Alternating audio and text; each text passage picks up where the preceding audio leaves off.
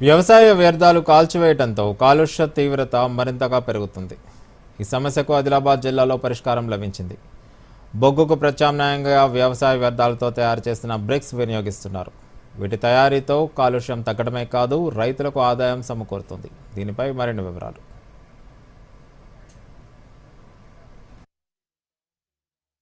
ఆదిలాబాద్ జిల్లాలో అత్యధిక విస్తీర్ణంలో సాగయ్యే పంట పత్తి.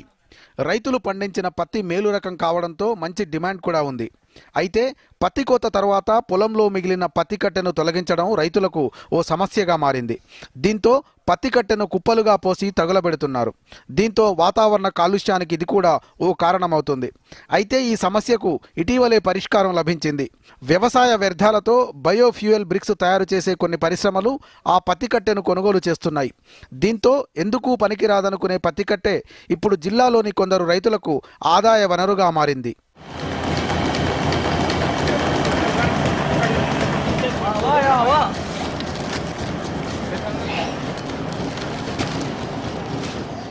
పనికిరాని వ్యవసాయ వ్యర్థాలతో బయోఫ్యూయల్ బ్రిక్స్ తయారు చేసే పరిశ్రమలు ఆదిలాబాద్ జిల్లాలో 3 ఉన్నాయి. అందులో ఒకటి జిల్లా కేంద్రంలో ఊర్జా పేరుతో ఏర్పాటు చేశారు. ఇది గత 4 ఏళ్ల నుంచి పనిచేస్తుంది. ఆదిలాబాద్ చుట్టుపక్కల గ్రామాల నుంచి ఈ పరిశ్రమలు వ్యవసాయ వ్యర్థాలను కొనుగోలు చేస్తున్నారు.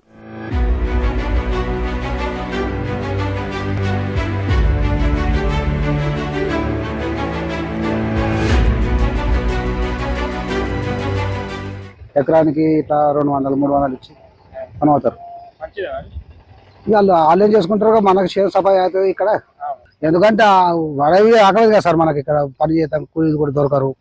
ఒకనాడు రోజు వాళ్ళ దానికి లబ్బర్ పెట్టాలి, పెట్రోల్ డీజిల్ అవి కూడా కాలు పెట్టాలంటే కూడా రైతుకు మస్తు కష్టాలే సార్ ఇక్కడ.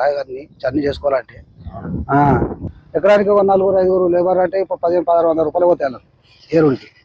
అవి కాల పెట్టాలి, ఒకనాడు మగ వచ్చినప్పుడు దానికి డీజిల్ వ్యవసాయ వ్యర్థాలతో తయారైన కిలో బ్రిక్స్ ధర 6 నుంచి 10 రూపాయల వరకు పలుకుతోంది. బొగ్గుకు ప్రత్యామ్నాయ ఇంధనంగా ఈ బ్రిక్స్ ను కొన్ని పెద్ద కంపెనీలు వినియోగిస్తున్నాయి. దీనివల్ల పర్యావరణానికి ఏ హాని ఉండదని కంపెనీ నిర్వాహకులు చెబుతున్నారు. మేము ఈ ఫార్మర్స్ దగ్గర నుండి ఎంత వేస్టేజ్ ఉన్నంత మొత్తం తీసుకుంటున్నాము.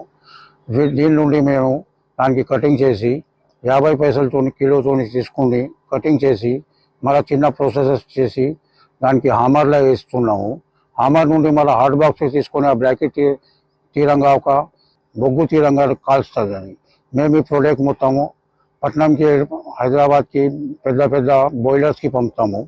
వాళ్ళు ఇది యూటిలైజ్ చేసుకొని దీంతో ఏం పొల్యూషన్ ఏముండదు. కానీ మేము చేసేది ఇది ఒక మంచి పని అని మాకు అభినందనలు వస్తున్నాయి బాగా. Bureau report, Doordarshan news.